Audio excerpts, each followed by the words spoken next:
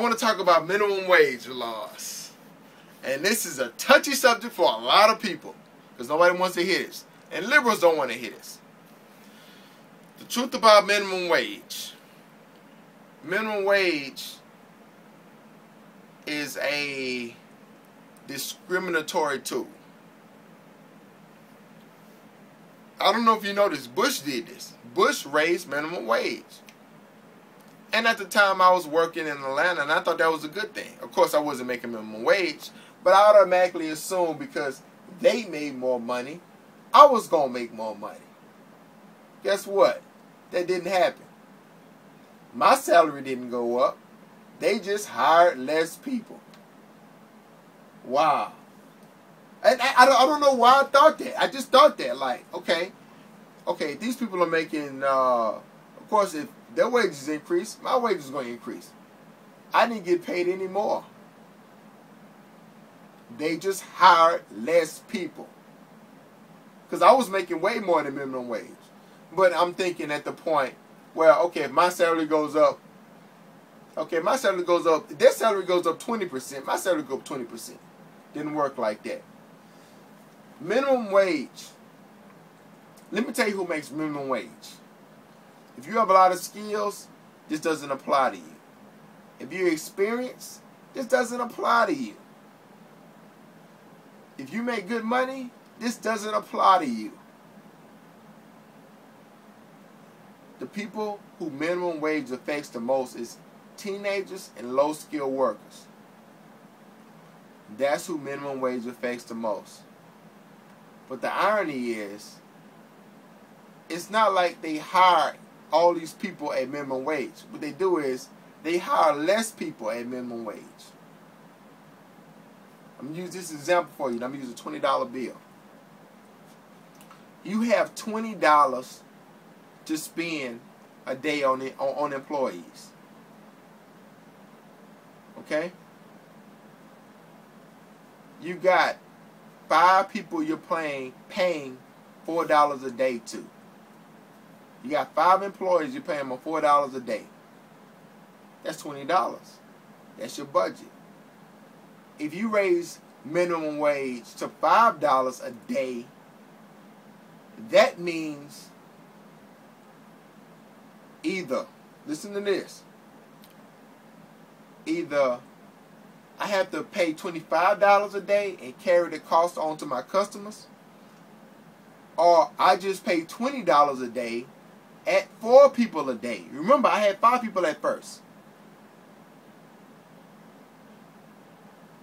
Oh, I hope you understand that. I had 5 people I was paying $4 a day to. That's $20. The federal government comes in and says, I have to pay each person $5 a day. So I can only hire 4 employees to do that. That's $20. The next employee, either if I keep him on, I'm going to have to carry that on in cost. If I raise my costs, I'll lose customers. So I have to let him go to keep costs at $20 a day. That's another person in unemployment. That's simple economics. That's the minimum wage law. If you're a high-skilled worker, you don't have to worry about minimum wage laws. It doesn't apply to you. This is the thing I like about low. You know what's so funny? I'll lower minimum wage to negotiate, but if it was up to me, I'll end it. Nobody's going to make 50 cents a day because nobody will work for that. Nobody will work for that. Nobody will work for 50 cents a day. I believe between the workers and the employers, they can meet at probably $4.50 an hour. But that's on them. That's the deal you negotiate. Okay? I hope that's making sense. Nobody's going to work for 3 cents a day. You'll be like, okay, they pay, oh, if there's no minimum wage, they pay workers. Nobody, who would work for that? 3 cents a day. The workers have powers too. We don't need a union. You're going to pay me $1 to clean your house. Who would do that? Okay. I'm gonna paint your house and you're gonna pay me 13 cents. Nobody would do it. Nobody would paint your house for 13 cents. That's just not. Nobody would cut your hair for a dime. But the funny thing is, even if they did, that means the price of living has gone down. That's good. If you want to fix the economy, minimum wage laws. It's not about how much money you take in. It's about how much money is worth right now. For 100 years, the dollar went between 96 cents and $1. I think it's between 1700 and 1800.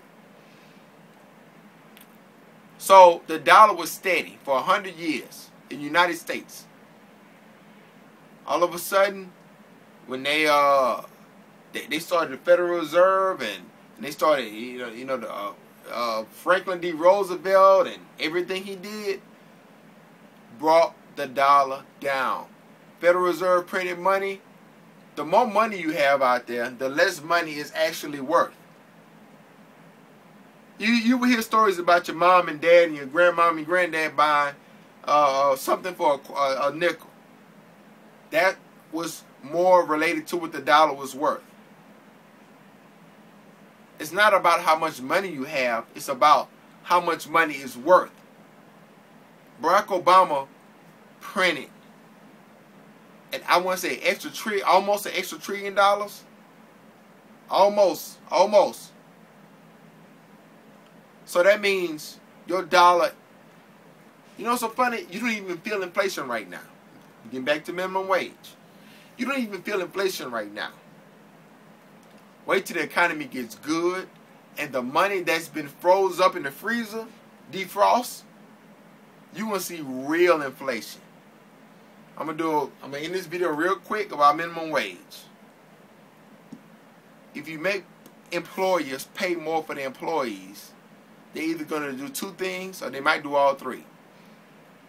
They're going to hire less people, or they're going to charge more for prices because they have to pay for the extra employees. Or they might do both. They might hire less employees and charge more for their goods and services.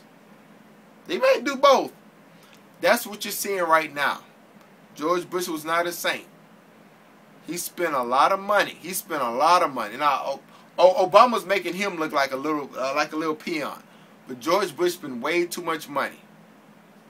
Politicians ain't supposed to spend that much money. You have a budget like everybody else. My name is Jonathan Owens. I am running for U.S. Senate out of California. My email address is durand@yahoo.com. Thank you. Goodbye.